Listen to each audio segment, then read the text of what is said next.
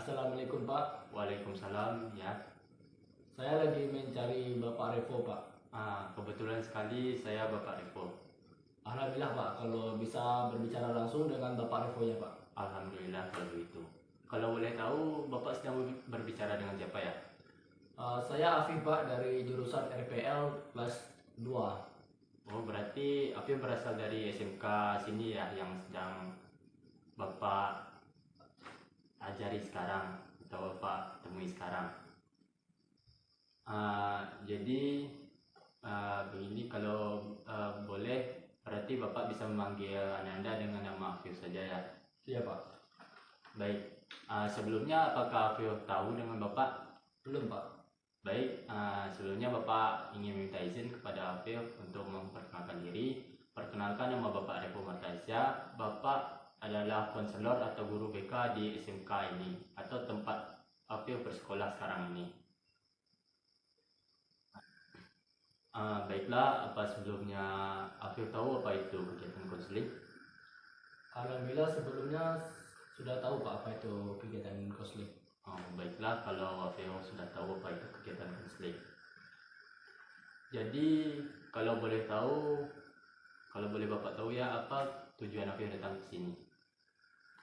Pak, jadi tujuan saya datang ke sini mau menceritakan masalah saya. Ya, apa itu? Jadi begini Pak masalahnya Pak, saya itu memiliki kebiasaan buruk di rumah Pak. Jarang mandi. Kadang kalau mandi itu Pak cuma pergi ke sekolah doang. Pas pulang sekolah saya nggak mandi lagi Pak. Tapi kadang saya juga merasa jengkel Pak. Dijauhin teman mulu di sekolah gitu Pak. Oh berarti lebih tepatnya dari yang Bapak dengar soal yang ingin aku ceritakan tadi tentang permasalahan Afif, mungkin yang bisa Bapak jelaskan itu seperti permasalahan Afif yang kesulitan dalam menjaga kebersihan badan Afif. Ya Pak. Atau lebih tepatnya jarang mandi, Ya, kesulitan dalam membersihkan badan.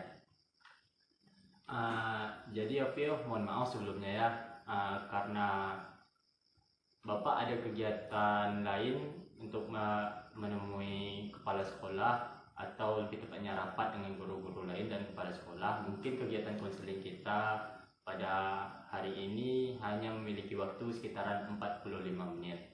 Jikalau Afif kurang merasa puas dengan kegiatan konseling kita pada hari ini, Afif bisa datang lagi menemui Bapak di ruangan ini. Apakah Afif mengerti? Mengerti Pak.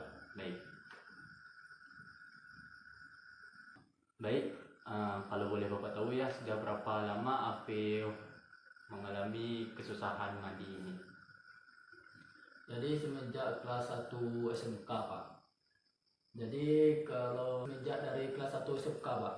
Jadi saya merasa takut Pak. Takut dijauhin sama teman-teman saya dan saya bakalan kehilangan teman-teman saya jadinya Pak. Oh, jadi seperti itu.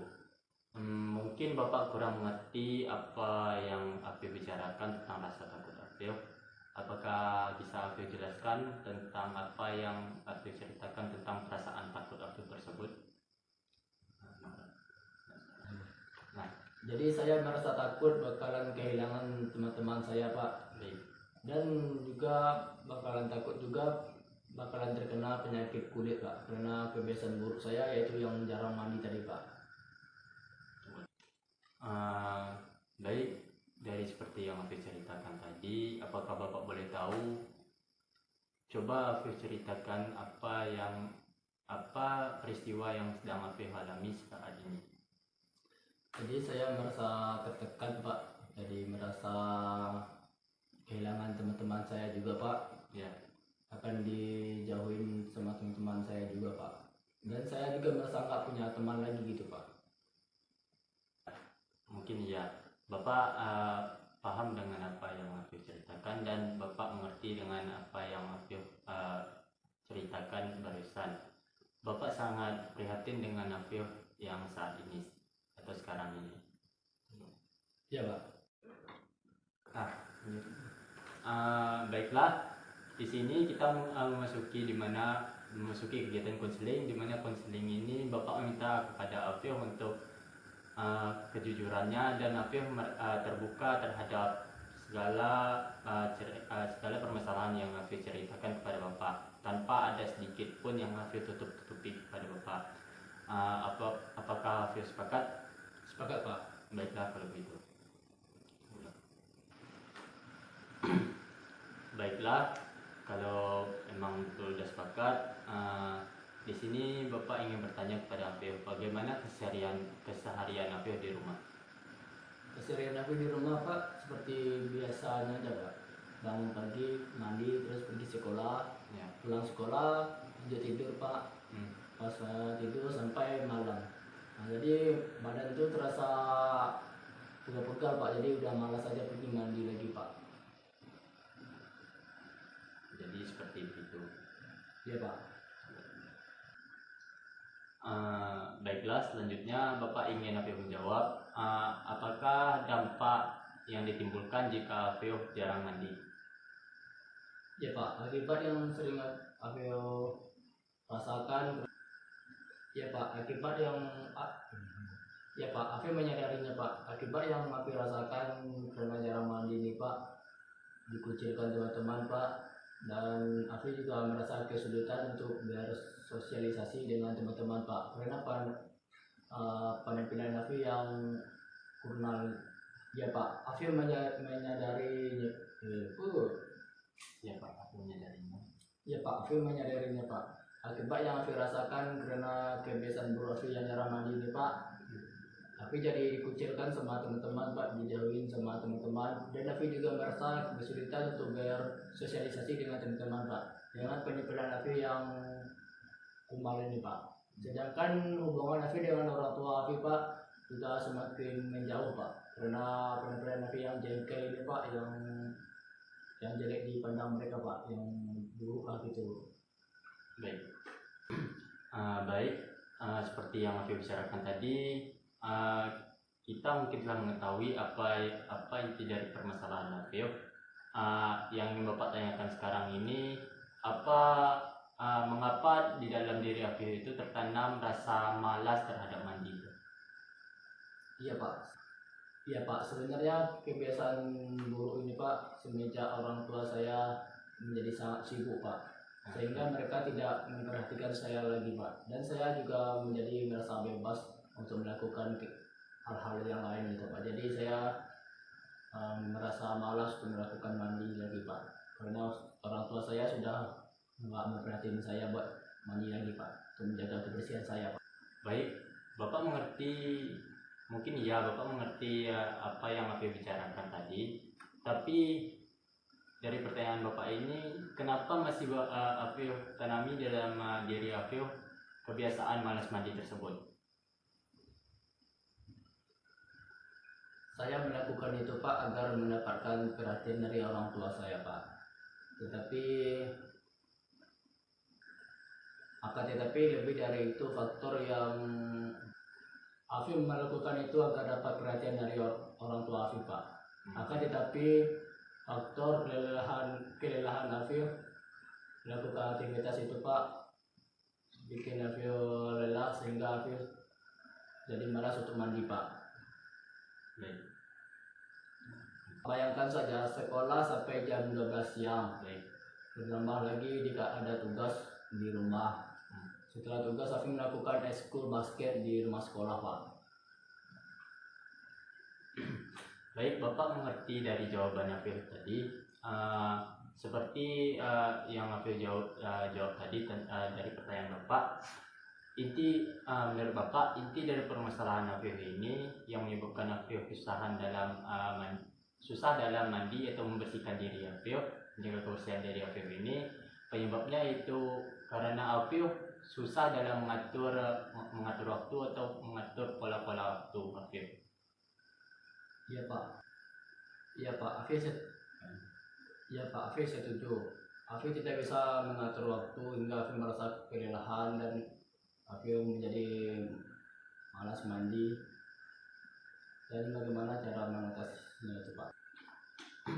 Seperti yang Afif bicarakan tadi, Afif minta saran kepada Bapak. Baik, Bapak akan memberikan beberapa saran kepada Afif untuk tentang permasalahan Afif ini. Adapun permasalahannya itu, adapun sarannya itu terbagi menjadi tiga. Yang pertama yaitu Afif memerlukan pengatur waktu untuk mengatur waktu Afif. Semisalnya Afif tidak bisa mengatur waktu Afif sendiri, Afif bisa meminta tolong kepada teman Afif untuk mengatur waktu Afif. Misalnya Afif bisa meminta kepada teman kelas Afif untuk misalnya ketika Afif tidak uh, tidak tidak ingat tentang masalah atau tidak ingat tugas apa yang akan Afif kerjakan untuk esoknya atau untuk dikumpulkan esoknya, Afif bisa minta tolong kepada teman Afif untuk mengingatkan supaya Afif bisa mengerjakan tugas itu. Ya Pak. Yang kedua, Afif bisa memantau teman-teman Afif yang memiliki kesibukan yang sangat padat di sekolah, namun dia mampu menjaga penampilannya dan menjaga kebersihannya. Dari sana Afif bisa bernegosiasi atau meminta arahan kepada teman-teman Afif tersebut, bagaimana cara mengatur kebersihan diri dan bagaimana cara menjaga penampilan agar dapat disenangi oleh orang-orang di sekitar Afif atau teman-teman Afif. Iya Pak. Yang terakhir, Afif dapat merubah penampilan Afif dengan cara Afif merubah penampilan Afif sesuai yang Afif inginkan, tapi tidak merubah kepribadian Afif. Pokoknya Afif merubah penampilan Afif itu supaya Afif bisa dapat disenangi oleh teman-teman Afif dan orang-orang di sekitar Afif dan orang tua Afif. Pokoknya jangan sampai itu bisa dapat merubah kepribadian Afif. Ya Pak.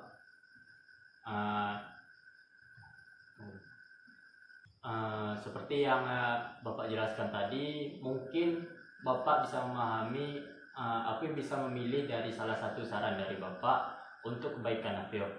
Jadi dari saran Bapak tadi, Bapak harap Afif bisa memilih yang terbaik untuk merubah sikap Afif dan perilaku Afif menjadi lebih baik ke depannya. Pak, terima kasih atas nasihat dan arahan yang Bapak berikan kepada Afif. Baik. Insya Allah saya akan menerapkan arahan yang Bapak berikan kepada saya Pak, dan saya akan menjalaninya Pak. Semoga arahan yang Bapak berikan kepada saya dapat menyelesaikan masalah yang saya hadapi sekarang Pak. Amin ya rabbal alamin. Dari kegiatan konseling kita pada hari ini, mengingat waktu yang Bapak berikan tadi sudah mulai habis, mungkin Bapak akan mengadakan rapat dengan kepala sekolah dan guru-guru lain. Misalnya jikalau merasa kurang puas dengan kegiatan konseling pada hari ini, Afif bisa datang ke ruangan ini untuk menemui Bapak dan melakukan kegiatan konseling di lain waktu, atau semisalnya Afif memiliki waktu kosong. Iya Pak. Kalau begitu Bapak akhiri saja kegiatan konseling ini dengan membaca Assalamualaikum warahmatullahi wabarakatuh. Waalaikumsalam warahmatullahi wabarakatuh.